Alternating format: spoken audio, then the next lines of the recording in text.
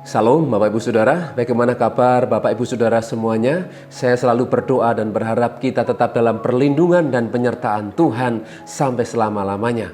Puji nama Tuhan. Sebagai orang-orang percaya, pergumulan adalah satu kehidupan yang memang kita harus jalani. Dan pasti kita akan mengalami apa yang namanya pergumulan. Ya, pergumulan setiap kita tentunya berbeda-beda, tetapi kita memiliki tujuan yang sama, untuk kita hidup tetap berkenan di mata Tuhan dan sampai kita berjumpa dengan Tuhan. Ini adalah pengharapan kita Bapak Ibu Saudara. Sehingga Yesaya 40 ayat 31 menjadi dasar kita sebagai orang-orang yang menanti-nantikan Tuhan tentunya. Ya, tetapi orang-orang yang menanti-nantikan Tuhan mendapat kekuatan baru. Mereka seumpama Raja Wali yang naik terbang dengan kekuatan sayapnya. Mereka berlari dan tidak menjadi lesu. Mereka berjalan dan tidak menjadi lelah. Ini yang menjadi dasar orang-orang percaya menanti-nantikan Tuhan. Dan biasa Bapak Ibu Saudaraku, pekerjaan yang paling membosankan dan yang menjenuhkan adalah menunggu. Ya, kita sebagai orang percaya, kita tidak tahu kapan Tuhan akan datang. Namun sebagai orang yang dipanggil dan dipilih oleh Tuhan, tentunya kita rindu dalam menghadapi hari-hari kehidupan setiap hari. Kita tetap memiliki satu semangat, satu sukacita yang memiliki pengharapan. Sehingga ketika kita menjalani hari-hari, kita penuhi dengan sukacita dan semangat dan berdampak luar biasa. Amin Bapak Saudaraku. Tentunya kita ingin hidup kita ini selalu dan menjadi berkat. Dan sebagai pengikut Kristus, kita rindu banyak orang-orang yang juga percaya kepadanya melalui kehidupan kita. Bapak Ibu Saudaraku, hari ini kita akan belajar firman Tuhan. Bagaimana kita semakin kuat di dalam Tuhan menghadapi masa-masa di akhir zaman ini. Ya, keadaan semakin tidak menentu, peperangan tambah semakin bergejolak, ya, tidak semakin berkurang tapi semakin bergejolak, dan keadaan manusia semakin mengerikan. Tindakan kriminal, kejahatan di berbagai macam tempat, bahkan manusia sudah tidak bisa berpikir jernih lagi, berpikir dengan kepala dingin. Mereka mengambil keputusan yang salah. Ya, beberapa hari yang lalu banyak orang yang juga melakukan tindakan yang bodoh. Mereka bunuh diri, terjun dari gedung, dan banyak peristiwa-peristiwa yang kadang kita tidak habis pikir kenapa dia melakukan hal itu. Bapak Ibu Saudaraku, sebagai orang percaya, kita tidak bisa luput dari apa yang namanya persoalan. Tidak bisa luput dari apa yang namanya tantangan, masalah, ya, pergumulan hidup. Sebagai orang percaya kita dipanggil untuk menjadi umat pemenang. Bagaimana kita bisa menjadi umat pemenang tentunya? Ya, tema kali ini akan saya beri judul dipertajam dan semakin berguna. Kita rindu hidup kita ini semakin tajam, tajam mengenal dan peka dengan suara Tuhan tentunya. Karena banyak orang-orang Kristen yang juga mengalami letih lesu. Mereka sudah merasa hari-hari dipenuhi dengan kejenuhan. Ya, monoton. Hidupnya itu-itu saja. Bapak Saudaraku, semua orang bisa mengalami hal yang seperti ini. Tetapi sebagai pengikut Kristus, kita harus memiliki semangat. Bagaimana kita semakin dipertajam dan semakin sadar bahwa segala sesuatu yang Tuhan izinkan menimpa hidup kita. Kita yang mengasihi Tuhan itu mendatangkan kebaikan bagi kita.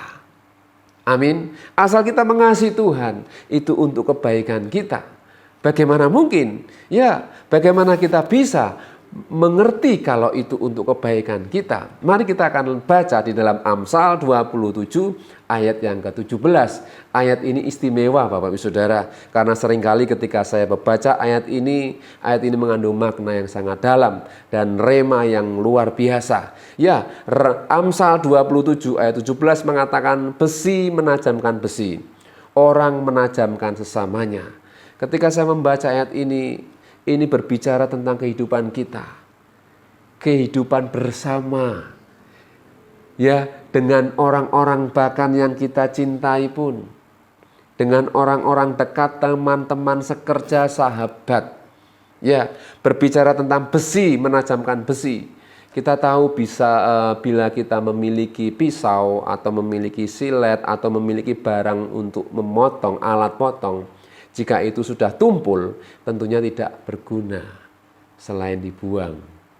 Ya, kita rindu sebagai orang-orang percaya kita semakin tajam. Bagaimana kita bisa ditajam? Diasah. Ya, kita pasti asah pisau itu. Kalau silat mungkin tidak mungkin diasah ya Bapak Ibu Saudara. Tetapi jika kita punya pisau, tentunya pisau itu diasah supaya tajam dan bisa dipakai untuk memotong, akhirnya berguna. Kita juga rindu hidup kita ini semakin berguna. Ya, kemudian ayat ini mengatakan orang menajamkan sesamanya. Berbicara tentang orang menajamkan sesamanya ini adalah gesekan-gesekan yang seringkali terjadi. Ya, tanpa sadar kita dibentuk, kita diproses melalui orang-orang sekitar kita. Ya, entah itu suami, istri, atau bahkan anak, atau sahabat, atau orang lain. Ya, seringkali kita mungkin dibuat bisa marah ketika kita di jalan. Ya, kita dibikin orang jadi tidak sabar. Tapi justru ketika kita menghadapi peristiwa itu, kita dilatih untuk bisa sabar. Kita dipertemukan dengan orang-orang yang bisa mengecewakan kita, membuat kita ini patah semangat, membuat kita ini menjadi ngelokro, tidak ada gairah, bahkan membuat kita ini menjadi marah dan sakit hati. Itu semua ya kita jumpai, kita diperhadapkan dengan orang-orang yang membuat kita ini menjadi lelah. Bapak Ibu Saudaraku, kita harus tahu, kita harus semakin peka, kita harus semakin tajam mengerti maksud Tuhan. Ketika kita dihadapkan dengan orang-orang yang seperti ini, Tuhan sedang menguji kita. Tuhan sedang mengasah kita untuk kita semakin belajar sabar dengan orang-orang yang sering kali membuat kita tidak sabar. Ya, kita diajak untuk bisa mengampuni ketika kita dihadapkan oleh orang-orang yang suka membuat sakit hati kita. Kita diajar untuk bisa lebih berpikir panjang ketika kita menghadapi masalah-masalah yang rumit dan sulit. Bapak Ibu Saudaraku, sebagai orang percaya, kita dibentuk oleh lingkungan kita. Kita tidak pernah melihat tangan Tuhan yang sedang berkarya secara nyata. Tetapi secara real kita melihat keadaan bahwa Tuhan sedang merendah hidup kita untuk semakin berkenan, untuk semakin mulia di tangan Sang Penjunan. Amin Bapak Ibu Saudara. Sebagai manusia kita tidak pernah melihat tangan Tuhan memang. Tetapi secara iman percaya kita, secara spirit, ya, secara alam roh yang Tuhan karuniakan dalam hidup kita, kita bisa memahami maksud Tuhan dalam setiap peristiwa yang menimpa hidup kita. Tuhan sedang mengerjakan yang terbaik dalam hidup kita. Amin. Supaya kasih kita bisa muncul ketika kita melihat orang-orang yang perlu untuk mendapatkan kasih dan pertolongan. Ya, kita bisa muncul sukacita kita ketika kita melihat orang-orang berbahagia. Ya, karena banyak orang yang tidak bisa bahagia karena melihat orang lain bahagia. Ini tanda tanya Bapak Ibu Saudara. Kita perlu belajar untuk memahami semakin tajam maksud Tuhan itu apa. Dengan segala masalah pergumulan hidup kita. Orang-orang yang kita jumpai yang seringkali membentuk hidup kita untuk semakin mulia. Amin. Iya Bapak Ibu Saudaraku. Di sini berbicara tentang orang menajamkan sesamanya, itu berbicara kita ditajamkan untuk semakin mengeluarkan buah-buah roh yang Tuhan inginkan dalam hidup kita. Kasih kita bisa keluar, sukacita bisa keluar, kemudian damai sejahtera kita bisa keluar, kemudian apalagi kesabaran, kesetiaan, kelemah lembutan, sampai penguasaan diri kita ini bisa keluar Bapak Ibu Saudara. Itu semua karena ada orang-orang di sekitar kita yang kadang bisa membuat kita ini harus bisa mengeluarkan buah-buah roh itu. Oleh sebab itu sebagai orang percaya kita bersyukur jika kita diperhadapkan oleh orang-orang yang seringkali menyakiti kita mungkin ya, membuat kita ini menjadi tidak sabar, kita menjadi bisa sabar. Amin. Ya, sekali lagi besi menajamkan besi, orang menajamkan sesamanya. Ini tentunya tidak sekedar ditulis oleh penulis Amsal, tapi dia memiliki maksud dan makna, tujuan, supaya kita ini memiliki ketajaman. Ya, bagaimana kita bisa menjadi tajam dan berguna? Tentunya yang pertama kita harus memiliki satu kekuatan. Ibrani 4 ayat 12, sebab firman Allah hidup dan kuat dan lebih tajam daripada pedang bermata dua manapun. Ia menusuk amat dalam sampai memisahkan jiwa dan roh, sendi-sendi dan sumsum. Ia sanggup membedakan pertimbangan dan pikiran hati kita. Luar biasa Bapak Saudaraku. Jika kita kuat dalam firman Tuhan berkata, sebab firman Allah hidup dan kuat dan lebih tajam daripada pedang bermata dua manapun. Ini berbicara tentang didikan Tuhan. Ini berbicara tentang teguran, nasihat, penghiburan dari Tuhan. Supaya kita kuat dalam firman.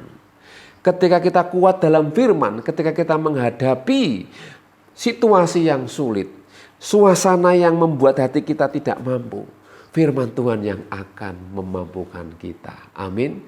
Firman Tuhan yang dari dalam ini akan menjadi rema dan menjadi daging yang akan membuat kita kuat. Buktinya apa Bapak Saudaraku? Sampai hari ini ketika kita dihadapan oleh banyak masalah, entah itu sakit penyakit, masalah ekonomi, keuangan, keluarga, apapun, ketika firman Tuhan itu kuat dalam diri kita, kita dimampukan oleh Tuhan. Karena kita tahu kita berjalan bukan oleh karena kuat dan gagah kita. Karena Tuhan menyertai kita. Firman itu hidup dalam diri kita. Amin Bapak Saudaraku. Bagaimana kita bisa menjadi tajam dan berguna? Yaitu ketika firman Tuhan itu kuat dalam diri kita. Amin. Sehingga firman Tuhan juga mengatakan jangan anggap sepele didikan Tuhan. Ketika kita dinasihati, ditegur, memang rasanya tidak enak. Tetapi itu mendatangkan keselamatan. Firman Tuhan berkata, duka cita yang dari Tuhan mendatangkan kehidupan dan keselamatan. Tapi duka cita dari dunia ini mendatangkan kematian. Sebagai orang percaya kita harus kuat dalam firman Tuhan. Amin. Ya, ia menusuk, walaupun dikatakan ia menusuk amat dalam sampai memisahkan jiwa dan roh, kedalaman. Bahkan sendi-sendi dan sumsum. Ia sanggup membedakan pertimbangan dan pikiran hati kita. Pikiran hati kita. Luar biasa. Firman Tuhan jika sudah merasuk Bapak Saudaraku, bahkan berkuasa dalam hidup kita. Luar biasa. Kita akan menjadi orang-orang yang semakin tajam dan peka dengan rencana dan maksud Tuhan. Amin.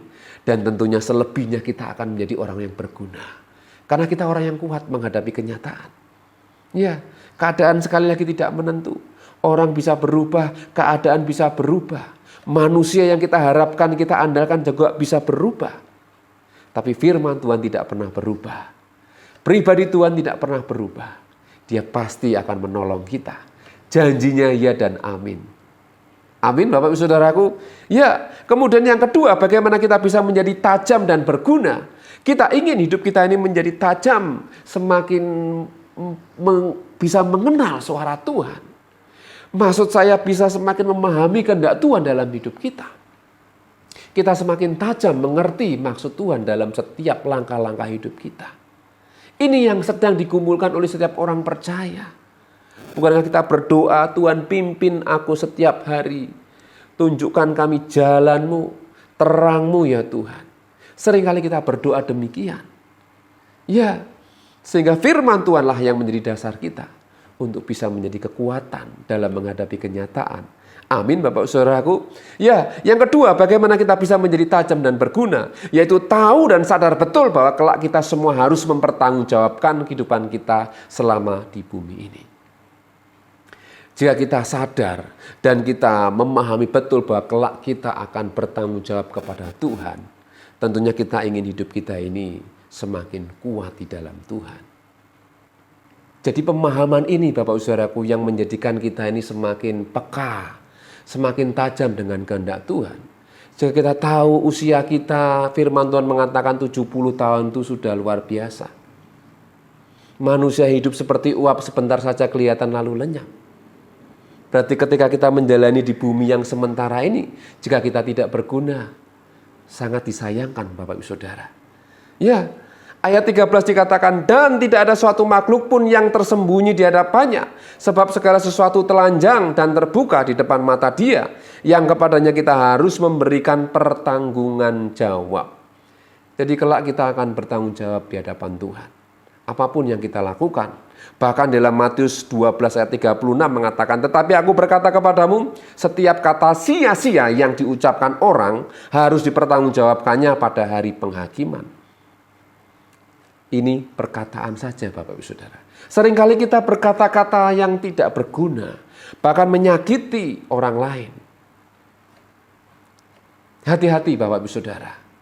Jika kita ingin hidup kita berguna, jika kita ingin mempertajam orang-orang di sekitar kita, ya, untuk mereka semakin hidup berkenan di mata Tuhan, mari kita gunakan ucapan kita, perkataan kita untuk membangun, bukan untuk menyakiti atau untuk menyinggung Bapak Ibu Saudara. Amin Bapak Ibu Saudaraku.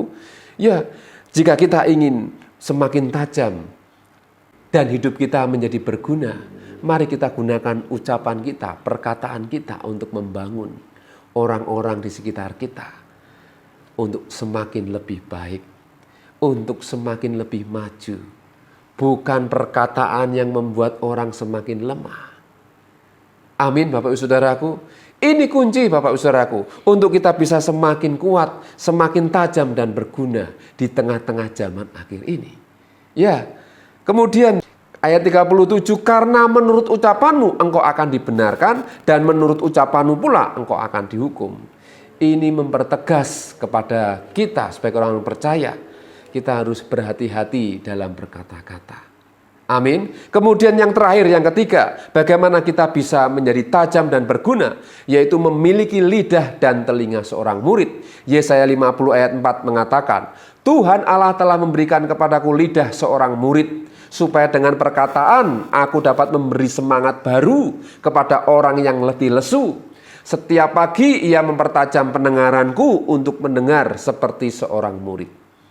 Bapak Ibu Saudaraku, Yesaya 50 ayat 4 ini mengajarkan kepada kita juga untuk kita belajar, ya, memberikan perkataan yang membangun. Dikatakan supaya dengan perkataan aku dapat memberi semangat baru kepada orang yang letih lesu. Akhir-akhir ini banyak orang yang letih lesu dan berbeban berat. Mari kita berkati mereka dengan ucapan-ucapan yang membangun, yang memberikan semangat yang baru, gairah, iman yang kuat. Amin. Ya, supaya mereka menjadi orang-orang yang kembali kuat, bergairah menghadapi tantangan zaman ini. Amin. Kemudian setiap pagi Tuhan mempertajam pendengaranku untuk mendengar seperti seorang murid. Kita belajar untuk memiliki telinga seorang murid. Belajar mendengar. Ya, seringkali kita ketika menerima nasihat, menerima teguran, ya, orang tidak mau ditegur, dinasihati, mengeraskan hati. Oleh sebab itu kita perlu belajar memiliki telinga yang mau mendengar nasihat. Amin Bapak Saudaraku.